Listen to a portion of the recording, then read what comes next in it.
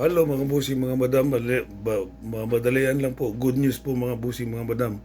Okay, shout out sa buong mundo at shout out sa Luzon, Visayas, Mindanao. Magandang gabi dyan po sa inyo sa Pilipinas at good day sa buong mundo. Okay, good news mga busing mga madam. Ang 18 kargador ang kanilang attorney na si Attorney Baligod ay pinapaaresto na ng korte sa salang dalawang 2 count of civil libel. O patay patay ngayon ang mga 18 kargador kasi nawala na yung attorney nila. Tapos yung kanilang financier na leader na si Mike Defensor nakakulong. So ang kaso nun ay plunder, hindi pa makakalaya yun kasi walang kwan yun, wala siyang kwan, ang tawag nito yung piyansa. So patay yung 18 kargador. Susunod na to mga busing mga badam, susunod ng mga 18 kargador sa dami nilang kaso. So yung kaso ni Attorney Baligod ay 2 count of civil libel. So ayun, patay kayo mga 18 kargador. Kayo na ang susunod. Sige pa, turo pa ng turo kayo ng mga malita kung sino-sinong tao. Kulang pa yung binayad sa inyo na 5 million. Yung 5 million, wala na. Quits na lang kayo. Ang nakuha nyo lang 350,000. Kulang yan. Diba mga busing mga banam? Ayan. Masyado kayo.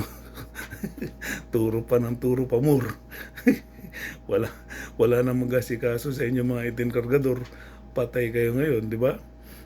Sino pang mag-asikaso sa inyo? Si Mike Defensor nakakulong.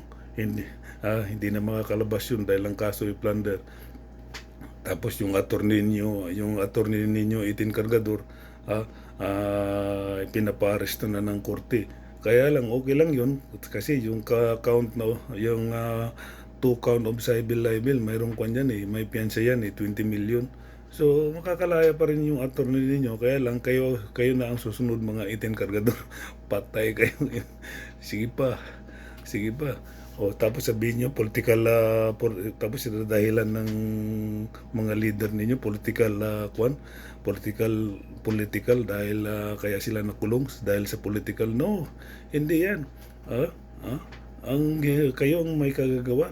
Okay? Kayo ang may kagagawa. Hindi kayo nga namumulitika sa mga administrasyong Marcos di ba?